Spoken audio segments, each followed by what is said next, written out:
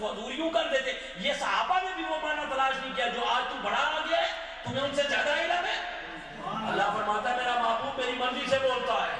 حسان بن ثابت کیا فرما رہے ہیں, سونے اللہ تعالیٰ نے تیرے ہر عیب تو پاک پیدا کیتا ہے.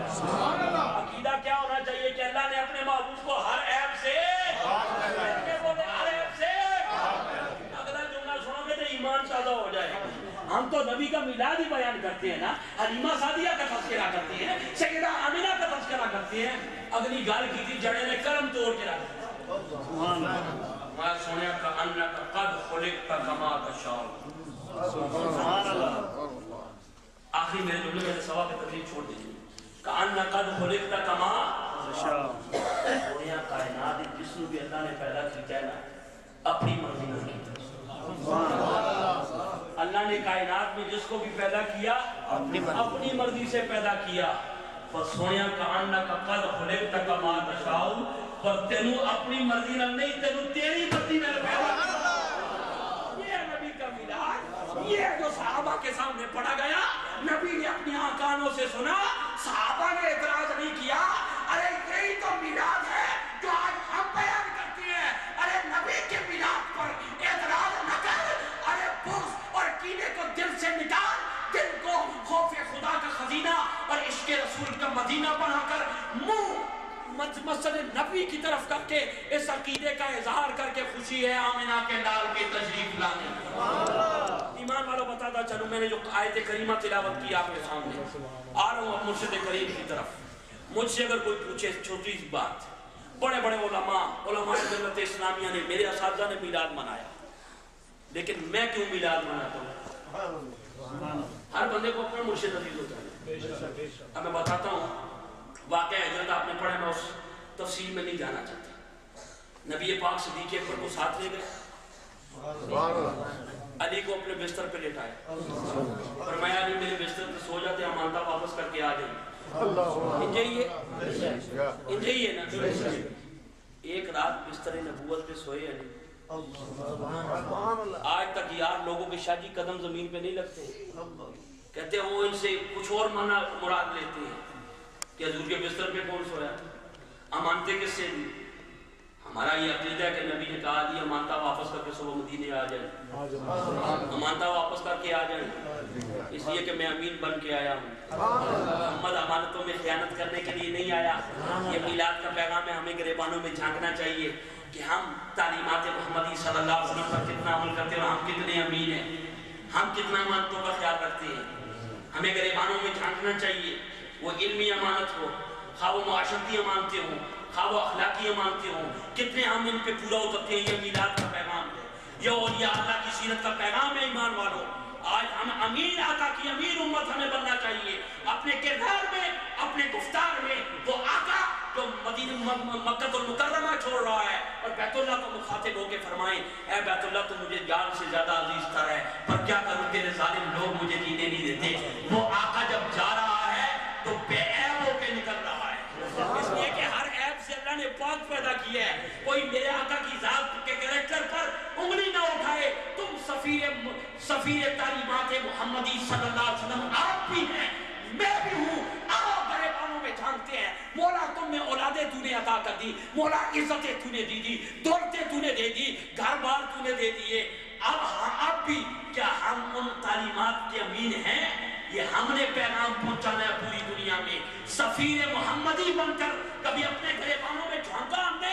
فرشتے اب نہیں اتریں گے, تمہیں فرشتہ بننا پڑے گا. تمہیں حضور کے میلاد منانے والوں, تمہیں یہ تعلیمات لینی پڑے, دنیا کو بتانی پڑیں گی. بتانا یہ چاہتا ہوں, میرے آقا نے بستر پر علی کو لٹایا, ایک رات وہ علی کو بستر نصیب ہوا اور اتنی شان والا بن گئے علی.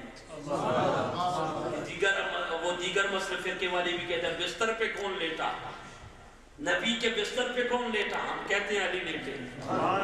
دو کام کیے نبی نے, جو عزت کے لائق تھا اسے عزت دی, ابو بکر کو ساتھ لے گئے, جو شفقت کے لائق تھا اس کو بستر دے دیا.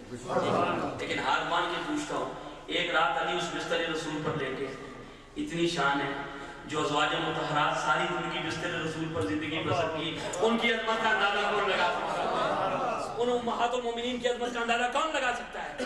بتانا یہ چاہتا ہوں ایمان والوں, میرے نبی نے فرمایا علی میری امانتیں واپس کر کے آ جانا. علی اس رات کو ڈٹ کے سوئے. ویسے علی رات کو سوئے اور روایات میں بھی یہ آتا ہے, ہاں لوگ کہیں کہ ضعیف ہے لیکن اعمال میں ضعیف بھی قابل قبول ہے. عقیدہ ضعیف نہیں ہونا چاہیے.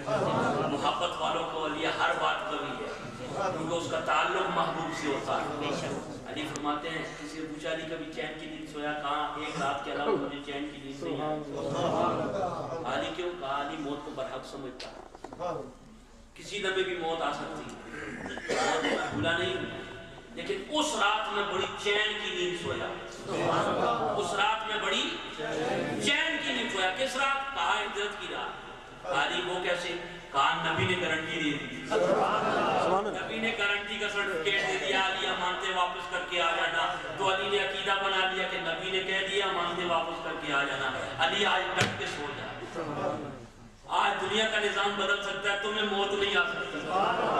آج دنیا کا بات سمجھ رہے ہیں نا, دنیا کا نظام بدل سکتا ہے. عاشق صاحب تو آپ سے نقطہ پیش کرنے لگا گے. سنیے میری بات کہ آج دنیا کا نظام بدل سکتا ہے, علی کو موت نہیں آ سکتی. کیوں نہیں آ سکتی؟ اس لیے کہ نبی نے کہا ہے کہ صبح امانتیں واپس کر کے آ جانا. اگر آج موت آ گئی تو صبح ہوگی. اگر صبح ہوئی امانت رسول کے لیے, جو امانتیں کفار کی تھی وہ لینے کے لیے آئیں گے. اگر وہ بٹی نہ, موت آ گئی تو صبح نہیں ہوگی. صبح نہیں ہوگی تو امانت نہیں بٹے گی. امانت نہیں بٹے گی. امانت نہیں بٹے گی. اگر امانت نہ بٹی, حضور کی امانت کی چادر پہ داغ لگے گا تو اللہ اپنی تقدیر بدل سکتا ہے, محبوب کی تدبیر نہیں بدل سکتا. علی کو زندگی اور موت سے بے نیاز کر دیا. اب میں بتاتا ہوں جس شخصیت کا میں اور آپ آج بس منا رہے ہیں نا, وہ معمولی شخصیت نہیں ہے. علی کو اپنے بستر پر نبی نے لٹایا ہے اور زندہ پیر کو نبی نے خود گھنگول شریف میں بٹھایا ہے. زندہ پیر صاحب کو بٹھایا. فرماتے ہیں میں مسجد نبی میں گیا حضور کی بارگاہ میں. میں گیا, میں نے کہا یا رسول اللہ مجھے حکم کیجئے کہاں جاؤں. کہا رحمت عالم کا دست اقدس باہر نکلا اور گھنگول کی پہاڑیوں کی طرف اشارہ کیا کہ جا زندہ پیر یہاں پر بیٹھ جاؤ. کہا نہ ہمارا یہاں پر کوئی رشتہ دار تھا, نہ ہماری فیملی کا کوئی ممبر تھا. ان پہاڑوں پہ ہم اللہ کا مہمان آ کے بن کے بیٹھ گیا. اللہ کا مہمان بن کے بیٹھ گیا. اور میں نے کہا رسول اللہ نے بھیجا, مولا ہم تیرا میزبان ہے. وہ پشتو لہجے میں بولتے تھے, مولا ہم تیرا مہمان ہے, اب ہم آ گئے. اب ہم آ گئے تیرے دروازے پر. رسول اللہ نے ہمیں یہاں پر بھیجا, کہتے اللہ کے دروازے پر مہمان تھے. چڑی کے پینے کے لیے پانی نہیں تھا. چڑی کے پینے کے لیے پانی نہیں تھا. اور یہ کتاب میں آج شاہ صاحب کو پیش ہم نے کرنی ہے, وہ آپ پڑھے تو وہ پوری کرامات اس کی, وہ درویش وقت اور وہ اللہ کا محبوب بندہ جس کو خود نبی پاک نے بٹھایا. سبحان اللہ. علی کو بستر پر لٹایا ہے, شہنشاہ گھنگول کو خود میرے نبی نے بٹھایا ہے. ہم میلاد اس لیے مناتے ہیں کہ خود حضور زندہ پیر میلاد کی محفل منایا ہے. سبحان اللہ. یہ اللہ کے پاک ولیوں کا شیوا ہے, یہ اولیاء امت کا شیوا ہے, طریقہ ہے اولیاء امت کا, علماء حق کا, کہ جنہوں نے نبی کا میلاد منایا اور فیوض و برکات حاصل کیے. شہنشاہ گھنگول کو میرے آقا علیہ الصلوۃ والسلام نے گھنگول کی وادی میں بٹھایا اور آپ فرماتے ہیں ہم اللہ کا میزبان بن کے آئے ہیں.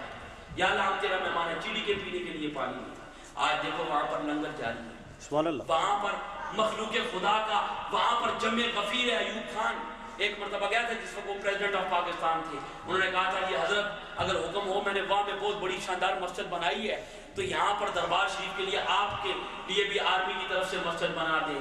تو یہ اللہ کے ولیوں کی شان ہوتی ہے. دروازے رسول پہ بیٹھنے والے غنیوں کی یہ شان ہوتی ہے. کہا ایوب خان بات سنو, وہ واقعی مسجد تم نے بنائی ہے وہ آرمی کے خرچے سے بنائی ہے, تو تمہیں مجھے تمہارے مسجد کی, تمہارے پیسوں کی اور تمہاری حکومت کی امداد کی ضرورت نہیں ہے. ایوب خان نے کہا جی حضرت کیوں؟ کہا مجھے سچی بات بتاؤ کہ یہ تمہارا گھر بنے گا یا ادھر یا میرا گھر بنے گا؟ تو ایوب خان صاحب نے کہا نہیں یہ اللہ کا گھر بنے گا. کہا تو اب اللہ کا گھر بنے گا, اس کا ٹھیکیدار تو کیوں بنتا؟ اللہ اللہ.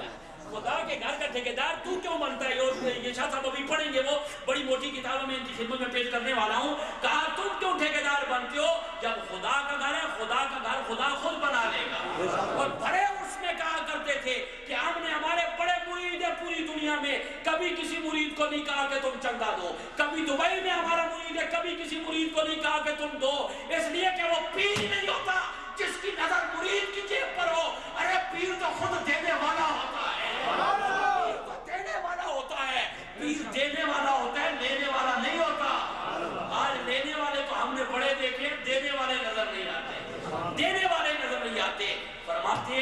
ہمیں حضور علیہ السلام نے یہاں پر بٹھایا ہے اور پروفیسر فیضی صاحب پاکستان کے مشاعرے پڑھتے اور اب بھی غالباً میرے خیال ریٹائر ہو گئے ہیں. اطاعت رسول کا آپ کا عالم میں بتاؤں, اللہ نے فرمایا نا فَاذْكُرُونِي أَذْكُرْكُمْ, تم مجھے یاد کرو میں تمہارے چرچے کروں. اللہ فرماتا ہے تم مجھے یاد کرو میں تمہارے چرچے کروں گا.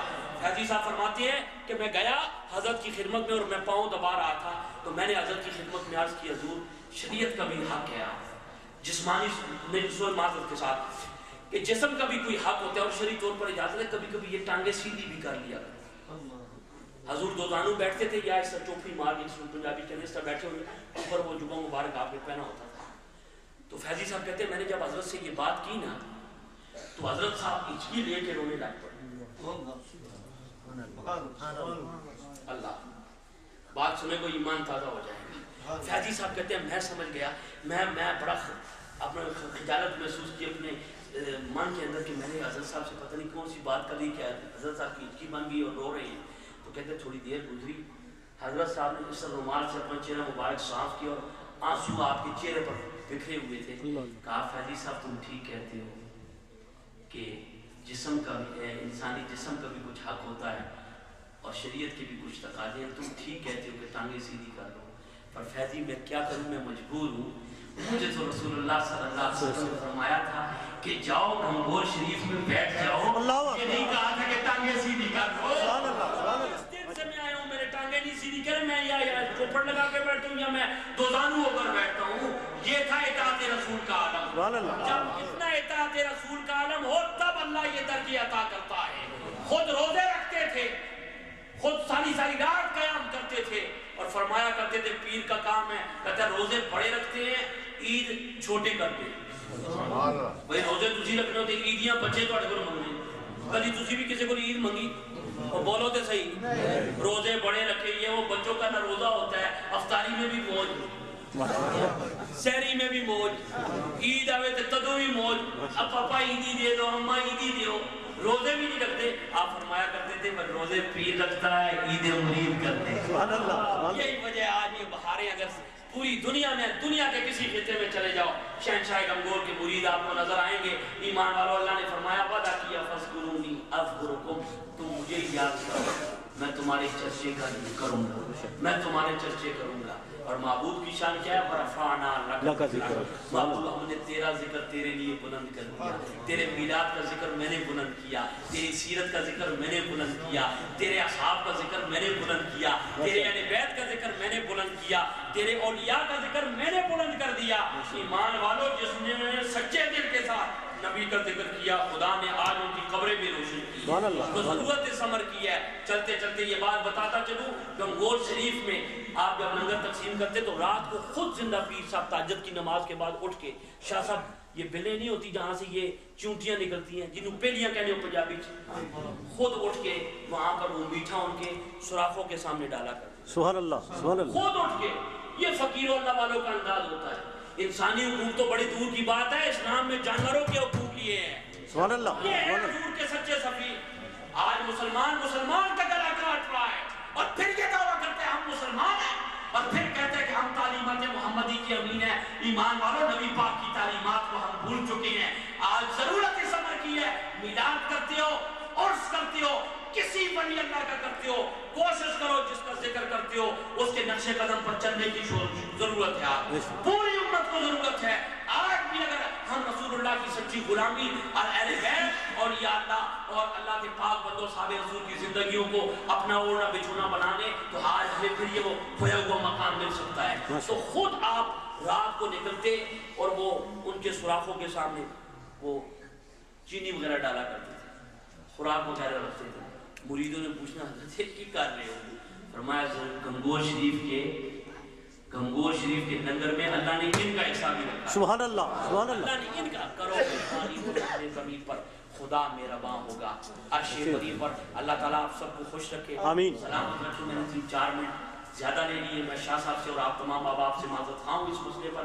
اللہ تعالیٰ ان محبت و عقیدتوں کو قبول کرے. آمین. ان دعات کو میں نے اپنے محبت کے رنگ میں آپ کے سامنے پیش کیا. اگر میری وجہ سے کسی بھائی کا دل شکنی ہوئی ہو تو سرکار کے میلاد کی خوشی کا صدقہ آپ مجھ سے درگزر کریں. میں آپ کے لیے دعا کرتا ہوں کہ اللہ تعالیٰ مجھے اور آپ کو قیامت کے دن نبی پاک صلی اللہ علیہ وسلم پاک نصیب فرمائے، اس دنیا میں بھی حضور علیہ السلام کی رحمت کا سایہ نصیب کرے، اور اس دنیا میں بھی اپنے نیک بندوں میں شامل فرمائے۔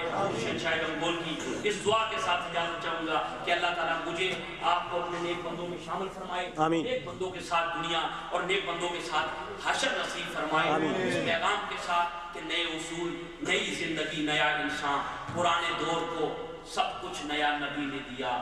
بتوں کے شہر میں، ظلم و جبر کی بستی میں، حرم کو جاتا ہوا راستہ نبی نے دیا، اور خدا نے دل دیا۔ سبحان اللہ، خدا نے دل دیا، دل کو خدا نبی نے دیا۔ سبحان اللہ۔ میں نہایت ادب سے گزارش کروں گا کہ افتخار حسین شاہ صاحب دامت برکاتہم العالیہ کی خدمت میں یہ کنز العرفان فی شان غوث زمان حضور قبلہ عالم جناب زندہ پیر صاحب رحمۃ اللہ علیہ کی سیرت پر خلیفہ رام نواز صاحب نے ایک کتاب لکھی ہے، اور اس میں بڑے محبت کے تذکرے ہیں۔ یہ میں شاہ صاحب کی خدمت میں نہایت ادب کے ساتھ پیش کرتا ہوں، اور میں نے یقین جانیے، یہ نہیں کہ شاہ صاحب میں تو ویسے ہی آل بیت رسول صلی اللہ علیہ وسلم کے دروازے کا ادنا سا سگ ہوں، اور میں اکثر ایک شعر پڑھتا ہوں، میرا اپنا ایک ذوق ہے، اپنی دنیا میں مست رہنے والا آدمی ہوں، اپنے من کی دنیا میں کہ کس کو معلوم، سرے راہ سنا کر دو بول، لوٹ لیتے ہیں محمد کے گھرانے والے۔ سبحان اللہ، سبحان اللہ۔ بڑے خوش وقت ہیں کہ ایسے صالح اور پاک سیرت خطیب آپ کو اللہ تعالیٰ نے عطا کی ہے۔ میں شاہ صاحب کی خدمت میں گزارش کروں گا کہ یہ آل رسول ہے، میرے لیے، میرے بچوں کے لیے، اور آپ سب کے لیے بھی دعا کریں، اور خود اکرام کرنا سیکھے علماء ملت اسلامیہ کا۔ میرے آقا نے فرمایا علماء کے چہرے کو دیکھنا بھی عبادت ہے، علماء ملت اسلامیہ کے، علماء حق کے چہرے کو دیکھنا بھی عبادت ہے۔ یہ وہ مخلوق ہے اور وہ اللہ تعالیٰ کے پسندیدہ اور برگزیدہ اور منتخب شدہ افراد ہیں کہ دریا کی مچھلیاں بھی ان کے لیے دعا کرتی ہیں، دریا کی مچھلیاں بھی ان کے لیے دعا کرتی ہے، کائنات کا ذرہ ذرہ۔ اور آج ہمیں اپنے رویوں میں محبت پیدا کرنا چاہیے۔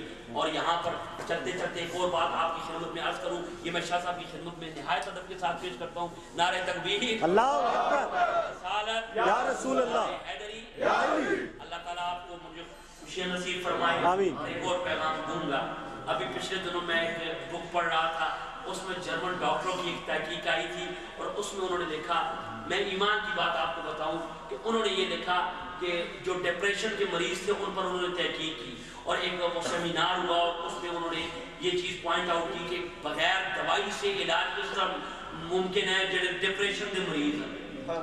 تو دو گروپوں میں بندے انہوں نے تقسیم کی تھے، ایک ڈاکٹر نے کہا کہ تو یہ علاج کر، تو اس نے کہا کہ مجھے 10 بندے دیے گئے، میں نے 10 بندوں کو کہا کہ ٹھنڈے پانی کے ساتھ صبح اور شام دن میں 3 مرتبہ اپنا منہ ہاتھ دھو لیا۔ تو 1 مہینہ میں نے ان کو یہ پریکٹس کرائی، مہینے کے بعد جب ان کے ٹیسٹ لیے تو ڈپریشن کافی حد تک دور ہو چکا ہے۔ یہ آج کی سائنس کہہ رہی ہے، اور نبی پاک صلی اللہ علیہ وسلم نے ہمیں کہا کہ 5 وقت کی نماز تم پہ فرض ہے، اور اگر 5 وقت تم نماز پڑھو اور ہر وقت باوضو رہنے کی کوشش کرو تو ڈپریشن ویسے ہی بھاگ جائے گا۔ آج جہاں پر ڈاکٹر آج پہنچ رہا ہے، میرے آقا نے پہلے سے ابتدا کی ہے۔ باقی آپ شاہ صاحب کی مقتدی ہیں، آپ کو پتہ ہوگا ایک حکیم آیا مدینہ پاک میں، دکان نہیں چلی، انہوں نے کہا اس سے کوئی بیمار نہیں ہوتا، فرمایا بیمار نہ ہوں گے جی، شفا 1.5 لاکھ کا۔ کوشش کرو، آج میرے ساتھ وعدہ کرو، دیکھو زندہ پیر صاحب کی روح اور سرکار کی آمد کا جلسہ ہے، وعدہ کرو کہ ہم یا اللہ وعدہ کرتے ہیں کہ ہمیشہ کوشش کریں گے کہ باوضو رہیں۔ دعا ہے نا، کیا ہو رہیں گے نہیں انشاءاللہ، باوضو رہیں گے، پھر نماز بھی پڑھیں۔ اللہ تعالیٰ مجھے اور آپ کو اپنے نیک بندوں میں شامل فرمائے، اور ہماری کسی سب کی دعا فرمائے۔ وما علینا۔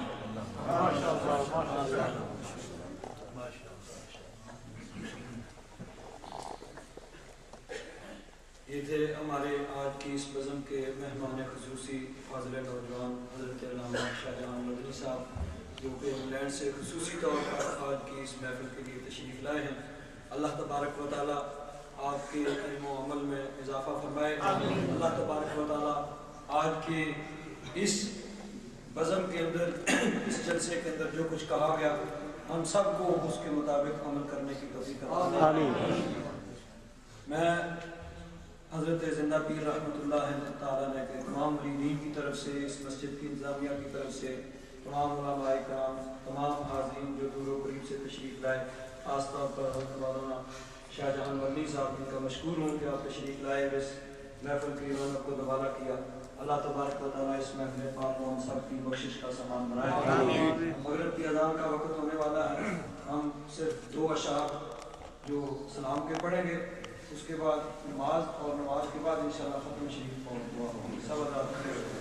مصطفیٰ جان رحمت لاکھوں سلام, شمع بز میں ہدایت بے لاکھوں سلام, شمع بز میں ہدایت بے لاکھوں سلام. جس سوہانی گھڑی چمکاتا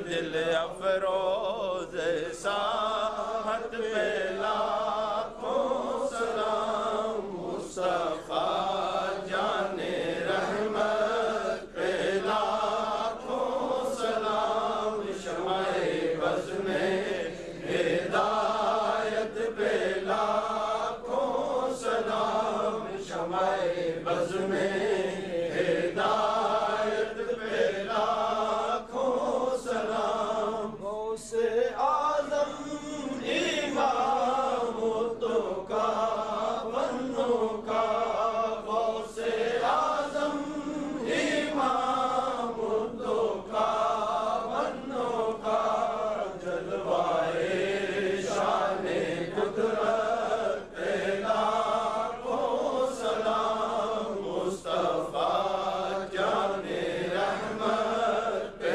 لاکھوں سلام, شمع بز میں ہدایت پہ لاکھوں سلام, شمع بز میں ہدایت پہ لاکھوں سلام.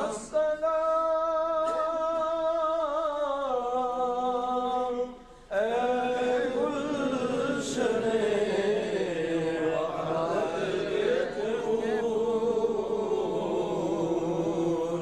یہ سلام آج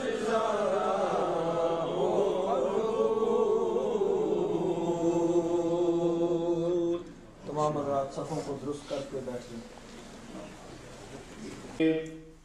یہ ماشاءاللہ اسپیکر کا جو سسٹم آپ دیکھ رہے ہیں